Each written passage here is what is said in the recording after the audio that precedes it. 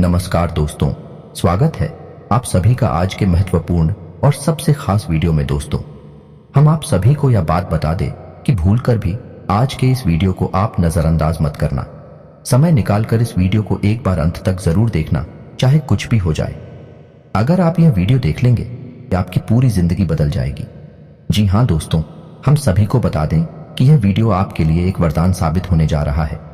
दोस्तों, इस बात की हम आपको गारंटी देते हैं क्योंकि इस वीडियो में हम आप हो ऐसी रहस्यमय और गुप्त लेकिन बहुत ही आवश्यक बातें बताने जा रहे हैं जिन्हें अब तक आपको किसी ने बिल्कुल भी नहीं बताया होगा। जी हाँ दोस्तों, और हम आपको भरोसा दिलाते हैं कि यदि आपने इन बातों को अपने जीवन में शामिल कर लिया तो आपका जीवन जैसा आप चाहेंगे वैसा हो जाएगा। जो भी आपकी इच्छाएं होंगे सब पूरी होंगे और आप ईश्वर के प्रिय और भक्त बनकर अपना जीवन भी जिएंगे। और इसी के साथ साथ प्यारे दोस्तों, हम आपको एक ऐसा विशेष महाशक्तिशाली के उपाय बताने जा रहे हैं जो आपके ऊपर इतना कारगर साबित होगा कि फिर चाहे आपके ऊपर पितृ दोष लगा हो, कालसर्प दोष लगा हो या फिर किसी भी प्रकार का वास्तु दोष लगा हो, सारे दोष केवल एक ही उपाय को करने मात्र से दूर हो जाते हैं। जी हाँ दोस्तों में, और यह उपाय हमारे पुराणों में वर्णित है। तो इस उपाय को यदि आप पूरे भरोसे के साथ करेंगे, पूरे विश्वास के साथ करेंगे, तो यह उपाय आपके जीवन में एक बड़ी क्रांति लेकर आएगा। इसलिए दोस्तों, हमारा आपसे निवेदन है कि वीडियो को पूरा देखें, वीडियो का एक भी भाग मिस ना करें, क्योंकि इस वीडियो में आवश्यक बातें हर एक अंश में, हर एक भाग में बताई जा रही हैं, जिन्हें आपको ध्यान से सुनना है। और यदि आप इन बातों को समझ जाएंगे और अपने जीवन में अपना लेंगे तो आपकी हर मनोकामना निश्चित तौर पर पूर्ण होने जा रही है। हम आपको अपनी पिछले कई वीडियोस में यह बता चुके हैं कि आपकी ग्रह दशा अच्छी चल रही है और आपका समय अच्छा चल रहा है। अब आपके जीवन में कोई समस्या नहीं रहेगी, लेकिन फिर भी हम जानते हैं कि कुछ लोग हैं जो अभी भी समस्याओं से पीड़ित हैं। उनके जीवन में उद्धार कभी हो नहीं पाया है। उनकी मेहनत का उन्हें सही फल अब तक प्राप्त नहीं हो रहा है, जिसका नतीजा यह है दोस्तों कि आप लोग अपनी समस्याओं के समाधान के लिए इधर उधर भटक रहे हैं। कोई आपसे कह देता है कि आपके ऊपर पितृ दोष है, कोई कह देता है वास्तु दोष है, कोई कह देता है कि ग्रह दोष है, लेकिन आपको समझ में नहीं आ रहा है कि आप किस दोष का निवारण करें और कैसे आपके जीवन में खुशियां आएंगी। तो आपको बस इतना करना है कि इस वीडियो को शुरू से लेकर अंत तक देखना है। इस वीडियो में हम आपको बहुत ही जरूरी रहस्यमयी बातें बताएंगे, जिन्हें जानने के बाद निश्चित तौर पर आपके जीवन में एक क्रांति गठित होगी और आपका जीवन बदल जाएगा। तो चलिए दोस्तों, वीडियो की शुरुआत करते हैं, लेकिन आपसे एक निवेदन है कि पूरे भक्ति भाव के साथ कमेंट में जय मां भवानी अवश्य लिखें। माता आपका कल्याण करेंगे। और दोस्तों, एक बड़ी आप ये बात तो जानते ही होंगे कि गुरु का ज्ञान पाने के लिए गुरु को प्रसन्न करना बहुत आवश्यक है। और हम आपसे किसी चीज का कामना नहीं करते हैं, बस आप हमारे चैनल को सब्सक्राइब कर ले। ऐसी हमारा हृदय बहुत प्रसन्न होगा और आप हमारा सदैव प्रिय बनकर रहेंगे। जी हाँ दोस्तों, अब हम जानते हैं कि आप अपने मन में ईश्वर के लिए एक गहरा जुड़ाव रखती हैं, भाव रखते हैं, लेकिन आपकी भक्ति का एक अलग स्तर है। सामान्य लोगों को वह समझ में नहीं आता है क्योंकि आप दिखावीबाजी नहीं करते हैं। आप ईश्वर से सच्ची भक्ति करते हैं, दिखावीबाजी और ढोंग पर नहीं पड़ते हैं। तो दोस्तों, आज हम आपको बताएंगे कि भगवान से आपको अपनी हर एक इच्छा कैसे मनवाने हैं। जब भी आप मंदिर जाते हैं तो आप ध्यान रखें कि जब भी आप मंदिर में जाकर भगवान से कहते हैं कि हे भगवान, हमें यह चाहिए या हमें यह मिल जाए, नौकरी लग जाए, व्यापार में तरक्की हो जाए, या फिर हमारा बच्चा अच्छे नंबरों से पास हो जाए, वगैरह वगैरह, तो आपकी सारी इच्छाएं भगवान कभी पूरी नहीं करने वाले हैं। जी हाँ दोस्तों, इसलिए लोग अक्सर मंदिरों के चक्कर लगाते रहते हैं और उनकी इच्छाएं पूर्ण नहीं होती हैं। कभी कभार यदि उनके कर्म प्रबल हैं तो इच्छाएं पूर्ण हो ही जाती हैं, लेकिन सामान्य तौर पर ऐसा देखा गया है कि लोगों की इच्छाएं पूर्ण नहीं होती हैं। फिर लोग कहते हैं कि भगवान हमारी सुनते ही नहीं है। लेकिन दोस्तों, आज हम आपको बताते हैं सही तरीका कि आपको कैसे भगवान से अपनी इच्छाएं पूर्ण करवानी है। दोस्तों, याद रखना कि जब भी आप कुछ मांगेंगे तो आपकी भक्ति अपूर्ण रहेगी, उसमें मिलावट रहेगी। जी हाँ दोस्तों, तो जब भी आप मंदिर जाएं, भगवान के दर्शन करें, तो भगवान को जो भी कुछ आपको अब तक मिला है उसके लिए धन्यवाद में लेते हैं। जी हाँ दोस्तों, सीधा मांगना नहीं है, अपने मन में भगवान को याद करना है और जो भी कुछ अब तक आपको मिला है उसके लिए भगवान को धन्यवाद देना है। और आगे जो भी कुछ आप करना चाहते हैं, जैसे नौकरी की तैयारी कर रहे हैं या पढ़ाई कर रहे हैं या कुछ और, तो भगवान से कहना है कि हे प्रभु, आप हमारे साथ रहना, आप हमारा साथ देना। हम ऐसा काम कर रहे हैं, इसमें हमारी सफलता हो, इसके लिए आप हमारे साथ बनी रहे। बस आपको ऐसा कहना है। फिर आप देखिए कि आपकी हर एक दुआ कबूल होगी, आपकी हर एक इच्छा पूरी होगी। जी हाँ दोस्तों, यही भक्ति का सच्चा स्वरूप है। पहले आभार फिर ईश्वर का साथ, यही तो भक्ति का सच्चा प्रमाण है। और वह कहावत तो आपने सुनी ही होगी कि बिन मांगे मोती मिले, मांगे मिले ना भीख। जी हाँ दोस्तों, तो यह तो था कि कैसे भगवान से बात करनी है, कैसे अपनी इच्छाएं पूरी करवानी है।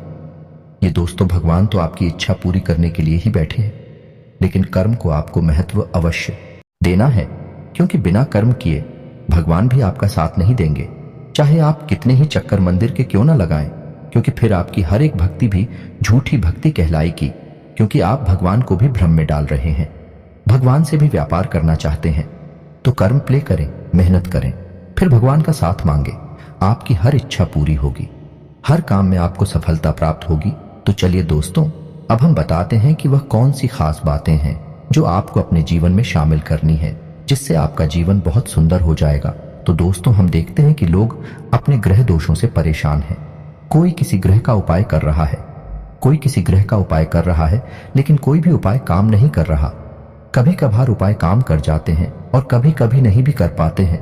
तो दोस्तों, इसका सबसे सरल तरीका यह रहेगा कि आपके मन में जो भी इच्छा है, आप उस इच्छा को अपने मन में रखें और सुबह सूर्योदय के समय सूर्य को जल अर्पित अवश्य करें।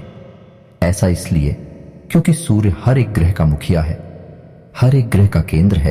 तो जब आप सूर्य को जल अर्पित करते हैं तो आप हर एक ग्रह को अपने पक्ष में कर लेते हैं। जी हाँ दोस्तों, अब करना आपको यह है कि जब भी आप अपनी कोई इच्छा पूर्ण करवाना चाहते हैं तो आप उस इच्छा को अपने मन में याद करें, और जिस जल को आप सूर्य को अर्पित करने जा रहे हैं उस जल में थोड़ी सी चीनी अवश्य मिला लें। इस उपाय को करने से आपकी हर एक इच्छा पूर्ण होगी और आपके ऊपर जो भी ग्रह दोष लगे हुए हैं वे 2 साल के हो जाएंगे, कम हो जाएंगे। जी हाँ दोस्तों, और यदि आप इस कार्य को रोज नहीं कर पाते हैं, यदि आपकी जीवन शैली व्यस्त है, तो आप कम से कम रविवार के दिन तो इसे अवश्य करें हैं। और जब भी आप इस क्रिया को करें उस समय ओम सूर्याय नमः इस मंत्र का 11 बार जप अवश्य करें। फिर आप देखें आपका जीवन बहुत ही सुंदर हो जाएगा। तो एक गलती और है जो अक्सर लोगों के घरों में देखी जाती है कि महिलाएं जब भी आटा गूंजती हैं तो आटे को ढूंढने के बाद उसे रख देती है कुछ समय के लिए, उसके बाद फिर रोटियां बनाती हैं। इसमें गलतियां हो जाती हैं कि जब भी आटा गूंद आ जाता है उसे ढूंढकर यूं ही रखकर छोड़ दिया जाता है। दोस्तों, याद रखें कि जब भी खुदा हुआ आटा यूं ही छोड़ दिया जाता है तो वह पिंड का रूप ले लेता है और पितरों का भोजन बन जाता है। और जब आप उस आटे की रोटी खाते हैं तो असल में आप पितरों का भोजन खा रहे हैं। आपको पितृदोष से कोई बचा नहीं सकता है। आपको पितृदोष भयंकर तरीके से परेशान करेगा। तो अब आपको करना क्या है, तो आज हम आपको बताते हैं। आटा गूंदने की और रोटी बनाने की सही विधि। तो आपको क्या करना है कि तांबे के पात्र में जल लेना है और उस जल से ही आटा गूंदना है, और जो जल बच जाए उसे किसी पौधे में डाल देना है। उसके बाद कोशिश करें उस आटे से तुरंत रोटी बनाते, और यदि समय है रोटी नहीं बनानी है तो उस आटे में उंगलियों के निशान बनाएं और उसे गीले नमी वाले कपड़े से ढककर रख दें। जी हाँ दोस्तों, तभी वह आटा बचेगा। और यदि आपने ऐसा नहीं किया, उसे सीधा सीधा कहीं पर रख दिया, तो वह पिंड का रूप ले लेगा। जी हाँ दोस्तों, तो आपको यह ध्यान रखना है, आप इस तरह से यदि आंखें खुलेगी और रोटियां बनाएंगे, आप कम से कम पितृदोष से तो बच ही जाएंगे। जी हाँ दोस्तों, आप इतने ही पितृदोष के उपाय करते रहे, लेकिन यदि आप आटा गूंदने में यह गलती करते हैं, रखे हुए आटे की रोटी खाते हैं या फिर बाद से आटे की रोटी खाते हैं, बासी रोटी खाते हैं, तो आपको पितृदोष से कोई भी इस संसार की शक्ति बचा नहीं सकती। आपके घर में सदगति कभी आ नहीं सकती। इसी प्रकार दोस्तों, अब आपको बताएंगे कि जब आप उस सोने के लिए जाते हैं तो आपको क्या करना है। तो अपने तकिए के नीचे आपको एक हरी इलायची रख लेनी है और एक मोर पंख रख लेना है। जी हाँ दोस्तों, इसे होगा यह कि आपको बहुत मीठी नींद आएगी, आपका मन एकदम शांत रहेगा और आपका सोया हुआ भाग जाग उठेगा। जी हाँ दोस्तों, और धन से जुड़ी हुई समस्याएं आपकी धीरे धीरे दूर होनी शुरू हो जाएंगे। दोस्तों, पुराने जमाने में हमारे पुरखे पूर्वज छोटे छोटे तमाम उपाय अपने जीवन में करते रहते थे, जिसकी वजह से घरों में शांति रहा करती थी। किसी भी प्रकार का क्लास नहीं होता था। धन दौलत भले ही थोड़ी कब हुआ करती थी, लेकिन जितना भी था बड़ा सुकून का था घर में शांति रहती थी, आपस में प्रेम रहता था।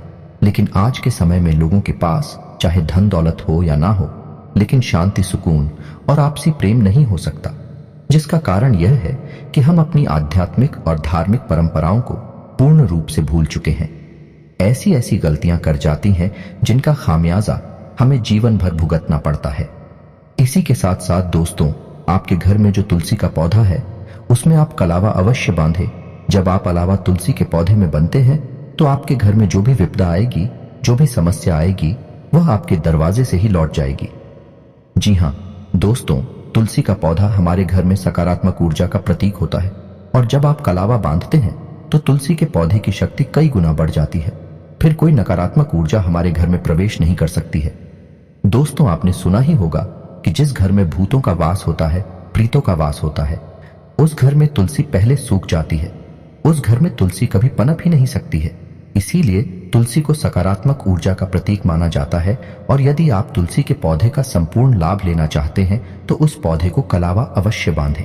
जी हाँ दोस्तों, हम जानते हैं कि आप काफी मेहनत करते हैं, आपने अपने जीवन में काफी संघर्ष किया है। अब संघर्ष का फल प्राप्त करने का समय आ गया है। हमारी भरसक कोशिश है, हम बहुत मेहनत करते हैं और आपके लिए बहुत विशेष ज्ञान है, ढूंढ कर लाते हैं, आपके लिए वीडियो के रूप में प्रस्तुत करते हैं ताकि आपका जीवन सुंदर हो जाए, आपके जीवन से हर एक कष्ट दूर हो जाए। यदि हम 1% भी इस कार्य में कामयाब होते हैं तो हम मान लेंगे कि हमारी मेहनत सफल हो गई और मां भद्रकाली के लिए हमारी भक्ति भी सफल हो गई। जी हाँ दोस्तों, अब हम आपको बताने जा रहे हैं वह विशेष उपाय जो हमारे प्राणों से लिया गया है और इस उपाय को करने से किसी भी प्रकार का दोष, चाहे वह हमारे घर में हो, चाहे वह हमारे स्वयं के ऊपर हुआ, किसी भी प्रकार का दोष दूर हो जाता है। जी हाँ दोस्तों, उपाय को ध्यान से सुने कि आपको करना क्या है। आपको यह उपाय अमावस्या के दिन करना है। जी हाँ दोस्तों, आपको यह करना है कि एक बेल का फल लेना है। ये 200 जैसे बेलपत्र होता है, उसी पौधे का फल लेना है और पके हुए फल को ही लेना है। और फल को लेने के बाद उसके अंदर का जो उसका खुदा होता है, उसका जो आंतरिक भाग होता है, उसे निकाल देना है और उसके अंदर सुगंधित पंजीरी बनानी है। यानी कि आटे को भूनकर, शक्कर मिलाकर, इलायची डालकर, जैसी भी आपको पंजीरी अच्छी लगती है, स्वयं खाने में वैसी ही पंजीरी उसमें भरते नहीं है। इसके बाद आपको सूर्योदय होने के 1 घंटे बाद तक आपको यह उपाय करना है। उसके बाद आपको सूर्योदय होने के 1 घंटे के भीतर इस फल को पूरे घर में घुमाना है। जी हाँ दोस्तों, अपने घर के हर एक कोने में, हर एक कमरे में इसे लेकर जाना है और घर के हर एक सदस्य का इससे स्पर्श कराना है। जी हाँ दोस्तों, हर एक सदस्य का स्पर्श करा दें। उसके बाद इसे किसी पीपल के पेड़ के नीचे, जी हाँ दोस्तों ध्यान से सुने, किसी निर्जन स्थान पर पीपल के पेड़ के नीचे एक गड्ढा खोदकर इसे गाड़ दें। जी हाँ दोस्तों, मिट्टी के नीचे इसको दबा दें। उसके बाद सीधे वापस आ जाएं, मुड़कर ना देखें। इस उपाय को आपको केवल एक बार करना है और मात्र एक बार करने से ही आपके ऊपर किसी भी प्रकार का दोष लगा हो, चाहे वह काल सर्प दोष हो, चाहे वह पितृदोष हो, चाहे वह वास्तु दोष हो या किसी भी प्रकार का ग्रह दोष हो, सारे दोष समाप्त हो जाते हैं। यह बहुत बड़ा उपाय है, सुनने में बहुत सरल है लेकिन है बहुत ही शक्तिशाली। एक बार इस उपाय को करके अवश्य देखना, फिर आपको जो परिणाम प्राप्त होते हैं उन्हें आप कमेंट करके अवश्य बताना। दोस्तों, हमारे कुछ प्रसिद्ध और खास लोगों ने भी इस उपाय को किया है और उन्हें बहुत अच्छी सफलताएं मिली है, बहुत अच्छे परिणाम मिले हैं। हमें यकीन है कि आपको भी बहुत अच्छे परिणाम प्राप्त होंगे। दोस्तों, उम्मीद है कि वीडियो में दी गई जानकारी से आप किसी भी प्रकार का लाभ अवश्य ले पाएंगे। यदि आप ऐसा कर पाते हैं तो हमारी मेहनत सफल हो जाएगी। दोस्तों, अगर आपको यह वीडियो थोड़ा सा भी पसंद आया, इससे कुछ सीखने को मिला है, तो चैनल को जरूर सब्सक्राइब करना। इसी के साथ दोस्तों, कमेंट में पूरे भक्ति भाव के साथ जय मां भवानी अवश्य लिखें। मिलते हैं अगले ज्ञानवर्धक वीडियो में, तब तक के लिए धन्यवाद।